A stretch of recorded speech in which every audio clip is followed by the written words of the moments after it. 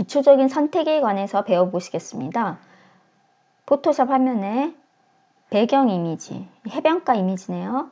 그리고 선택, 해변가에 깃발이 있는 선택 이미지가 있습니다. 그래서 저는 이 선택 이미지에 이 빨간 깃발을 선택해서 가져다가 이 배경 이미지와 합성할 예정입니다. 그렇다면 이 선택 이미지에 깃발을 가져와야 되는데요. 작업의 효율성을 위해서 두 개의 이미지들을 같이 놓고 작업을 합니다. 여기 보시면은 창에서 정돈해서 두 장 세로를 클릭하면 두 장의 이미지를 같이 놓고 작업을 하실 수가 있습니다. 그래서 이제 왼쪽 툴바가 가장 많이 쓰이는 메인 툴바입니다. 포토샵의 메인 툴바인데 제일 위에 있는 이동 도구가 프리미어에서도 보셨던 이동 도구입니다.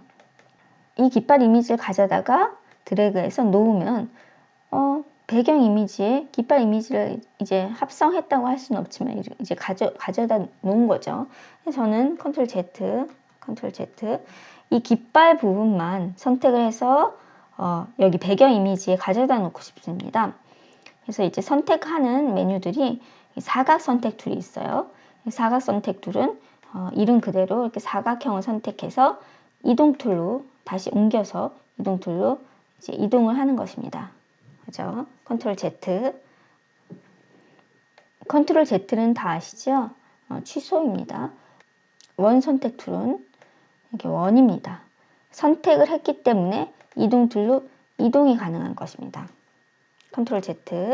이 선택 영역을 해제하고 싶을 때는 상단의 메뉴 중에서 뭐가 있어요? 파일, 편집, 이미지, 레이어, 문자, 선택 있죠. 선택에서 보시면은 선택 해제, Deselect, 컨트롤 D 많이 씁니다. Deselect, 선택 해제가 있습니다. 선택이 해제가 되고요. 그래서 이런 사각 선택 툴, 원 선택 툴 있습니다. 이게 보여지는 메뉴뿐만이 아니고 보여지는 메뉴 우측 하단에 삼각형이 있는데요. 삼각형을 지그시 눌러보시면 서브 메뉴들이 나옵니다. 그 다음에 밑으로 가보시면 올가미 도구 툴이 있습니다. 올가미 도구 선택 툴은 이런 식으로 선택을 하는 것입니다. 이동 툴로 이동을 하고요. 또는 이미지 조정에서 이 부분만 흑백으로 만들어줄 수도 있습니다. 그죠? 선택 해제 또는 컨트롤 D. 다각형 올가미 툴, 자석 올가미 툴도 있습니다. 자석 올가미 툴은 이렇게 이미지의 색상 차이를 이용해서 이미지를 선택해주는 툴인데요. 이 기능도 굉장히 좋지만 보다 최신에 나온 기능으로는 여기 보이시면은 빠른 선택 도구 툴이 있습니다. 여기 자석 올가미 툴보다 더 기능이 좋습니다. 그래서 자석 올가미 툴을 쓰실 바에는 이 빠른 선택 도구를 쓰시는 것이 좋습니다. 이게 굉장히 빨리 선택이 되죠. 이런 거는 따기가 좀 힘들겠죠. 그죠? 이 세 개 메뉴들이 보다 쉽게 선택을 해주는 메뉴들입니다. 이 밑에 있는 자동 선택 도구도 마찬가지인데요. 마술 지팡이처럼 생겼고요. 내가 클릭하는 지점하고 비슷한 색들이 선택이 됩니다. 그죠? 내가 클릭하는 지점과 비슷한 색들이 선택이 됩니다. 자, 이러한 모든 선택 도구에는 상단에 서브 메뉴에 선택 더하기, 선택 빼기가 있습니다. 교집합은 잘 쓰지 않기 때문에 선택 더하기와 빼기만 알려드리겠습니다. 선택 더하기는 지금 여기서 하늘을 전체를 다 선택하고 싶은 거예요. 근데 자동 선택 도구를 이용해서 선택 더하기로 요 색깔도 선택하고 요 색깔도 요 색깔도 요 색깔도 요 색깔도 이런 식으로 선택을 하면 한꺼번에 하늘을 선택을 하실 수가 있습니다. 그죠? 컨트롤 Z. 마찬가지로 빠른 선택 도구로 컨트롤 D 하고요. 깃발을 선택을 하고 확대 툴로 확대를 해서 플러스 마이너스입니다. 확대 툴로 확대를 해서 여기 손바닥 툴로 이렇게 내려주고요. 이렇게 하는데 갑자기 이제 배경까지 다 선택이 되죠. 이럴 때는 붓 모양을 줄여주시면 됩니다. 빼서 선택 빼기로 이 부분을 빼주시고요. 빼지죠? 이제 빼지죠? 붓을 줄였기 때문에 여기도 선택 더하기로 이렇게 하고요. 여기 또 빼야 되겠죠? 이게 자동 선택들은 완벽하지 않습니다. 이렇게 완벽하지 않습니다. 힘드네요. 하는 데까지 해보겠습니다.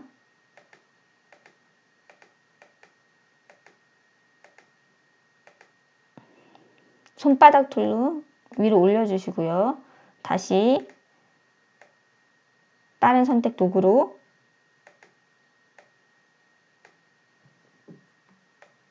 손바닥들은 스페이스바입니다. 이런 거는 사각 선택 도구를 선택하고 선택 더하기를 눌러서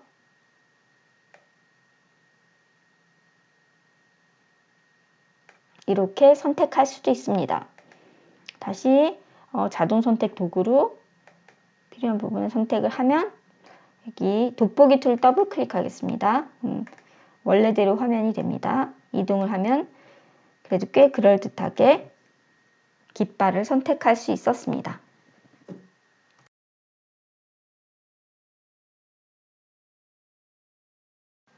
빠른 선택 도구의 붓크기를 설정하는 방법을 알려드리겠습니다. 빠른 선택 도구를 선택했습니다. 왼쪽 툴바에 있는 모든 메뉴에는 선택을 했을 시 상단에 서브 메뉴들이 나옵니다. 지금 여기 빠른 선택 도구에 서브 메뉴도 뭐 선택 기본, 선택 더하기, 선택 빼기가 있습니다. 선택 기본, 선택 더하기, 선택 빼기 내가 쓰고 싶은 방법에 따라서 서브 메뉴를 눌러주시고요. 선택을 하시면 됩니다. 기본으로 해도 되고 지금 저는 꽃을 선택하고 싶은데 기본으로 해도 되고 선택 더하기를 누르셔도 상관이 없습니다. 자, 선택을 하는데요. 이렇게 선택을 하면 빠른 선택 도구는요. 주변 색감의 차이에 의해서 선택이 됩니다. 제가 클릭을 한 게 붉은색 장미이기 때문에 그거와 비슷한 이미지들이 선택이 되는 것입니다. 돋보기 툴로 클릭을 해서 확대를 했고요. 자, 선택이 되는 것입니다. 자, 그런데 내가 이 빠른 선택 도구는 그 옆에 있는 서브 옵션인 붓 크기와 굉장히 상관이 있습니다. 내가 굉장히 작은 부분을 선택 더하기로 해서 뭐 입술도 같이 선택을 한다고 치면은 붓이 굉장히 크죠. 이 지금 입술보다 붓이 굉장히 큰 걸 볼 수 있습니다. 그래서 붓을 좀 줄이고 싶습니다. 그럼 여기서 이 화살표를 클릭을 하시면 화살표를 클릭하시거나 이 원 이미지, 붓 크기 이미지를 클릭하시면 여기 크기가 나오는 게 있습니다. 크기를 줄였더니 붓 크기가 굉장히 작아지는 걸 볼 수가 있죠. 그죠? 자, 크기를 더 줄였더니 더 작아지는 걸 볼 수 있습니다. 그리고 여기 보시면 경도라는 것이 있습니다. 크기하고 경도만 알아두시면 되는데요. 경도는 제가 좀 이따 설명을 드리겠습니다. 자, 4픽셀로 줄였습니다. 그래서 입술을 선택할 수 있었습니다. 그래서 지금 여기 입술과 살 색깔이 별로 차이가 없어가지고 이런 경우는 이제 선택하기가 쉽지가 않습니다. 컨트롤 Z를 해서 다시 뭐 꼼꼼하게 이렇게 해보는데 잘 안 되네요. 근데 이렇게 붓 크기를 줄이고 싶을 때가 있습니다. 그죠? 붓 크기를 줄이고 싶을 때 이쪽에 들어가서 원의 크기에서 수정을 해도 되지만 붓 크기는 굉장히 많이 쓰는 기능입니다. 선택 영역뿐만 아니고 붓으로 정말 칠할 때도 이 동그란 원 형태의 이제 붓 크기를 수정을 할 경우가 굉장히 많이 있는데요. 여기 또 크기가 있죠. 붓을 선택해도 이제 크기가 있는데요. 이렇게 정경색이 나오는데 붓 선택해도 이제 크기가 있습니다. 이렇게 붓 크기가 굉장히 많은데 이 붓 크기의 단축키는 자판에서 꺾기 툴입니다. P 옆에 있는 왼쪽 꺾기, 오른쪽 꺾기 툴입니다. 왼쪽 꺾기 툴은 붓 크기를 줄여주고요. 오른쪽 꺾기 툴은 붓 크기를 키워줍니다. 굉장히 많이 쓰는 메뉴이기 때문에 제가 단축키를 많이 알려드리진 않지만 이 붓 크기 단축키, 왼쪽 꺾기, 오른쪽 꺾기는 알려드리도록 하겠습니다. 기억이 안 나시면 물론 여기서 크기에서 수정을 하셔도 됩니다. 다음은 선택 영역 저장하는 방법을 가르쳐 드리겠습니다. 여러분들이 자유 선택 툴로 뭐 빠른 선택 도구나 뭐 사각 도구 등을 써서 여러분들이 힘들게 어떤 이미지를 선택을 하시고 나서요. 빼기 해서 이렇게 빼주고 이렇게 대충 이렇게 선택을 해봤습니다. 이렇게 선택한 이미지들이 다른 작업을 하다 보면 선택 영역이 해제가 되는 경우가 굉장히 많죠. 그리고 다른 작업을 하려면 이 선택 영역을 해제를 해야 되고요. 그럴 때는 이렇게 매번 선택을 다시 해야 되는데 그럼 굉장히 곤란하죠. 이렇게 자동으로 선택한 영역을 저장해 두는 메뉴가 있습니다. 이렇게 사각 툴이나 올가미 툴, 이 다각 올가미 툴, 자석 올가미 툴을 잘 안 쓰게 되고 이제 빠른 선택 도구나 자동 선택 도구를 통해서 선택한 이미지들을 선택을 다 하신 다음에요. 선택 영역 안에서 작업창의 선택 영역 안에서 우측 마우스를 클릭하시면은 상단에서 두 번째 단락에 선택 영역 저장이라는 메뉴가 있습니다. 선택 영역 저장으로 들어가셔서요. 지금 보시면은 선택 복구된 문서고요. 여기 문서 이름이죠. 새로 만들기 이름을 깃발이라고 쳐보겠습니다. 그럼 선택 범위가 이제 새 채널이라고 되어 있는데요. 이제 확인을 눌러 보시면은 그리고 이제 작업을 하시려고 컨트롤 D 아시죠? 디셀렉트 또는 상단에 있는 선택 해제 디셀렉트를 하시고 다시 이동 도구로 바꾸셔서요. 이동 도구로는 항상 이제 바꾸셔야 다른 메뉴 선택하는데 문제가 없습니다. 이동 메뉴를 바꾸셔서요. 다른 작업을 하시다가 아까 선택한 깃발 선택 영역을 가져오고 싶어요. 이 깃발을 하나 더 만들고 싶다든지 하는 이유에 의해서 하나 선택 영역을 다시 가져오고 싶을 때 아까 보이시면 이 자동으로 선택한 자동 도구로 선택한 선택 영역을 저장한 것이 어디에 있냐면은 여기 보시면 레이어 패널이 있죠. 레이어 패널 옆에 채널 패널이 있습니다. 채널 패널이 없을 경우는 창으로 가셔서 여기서도 프리미어와 같습니다. 창으로 가셔서 채널을 체크를 하시면 됩니다. 나오고요. 여기 깃발이라는 선택 영역이 저장이 되어 있습니다. 이 선택 영역을 클릭을 하시면 블랙 앤 화이트로 표현이 되는데요. 표시가 되는데요. 이 블랙은 선택을 안 한 영역이고 화이트는 선택을 한 영역입니다. 이 상태에서 채널 패널의 하단에 보시면은 지글지글한 동그라미가 있습니다.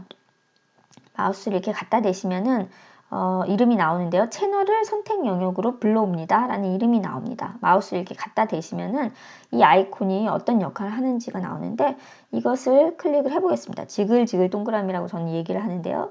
이렇게 클릭을 하시면 지금 보이시면 하얀 부분이 선택 영역으로 바뀌었습니다.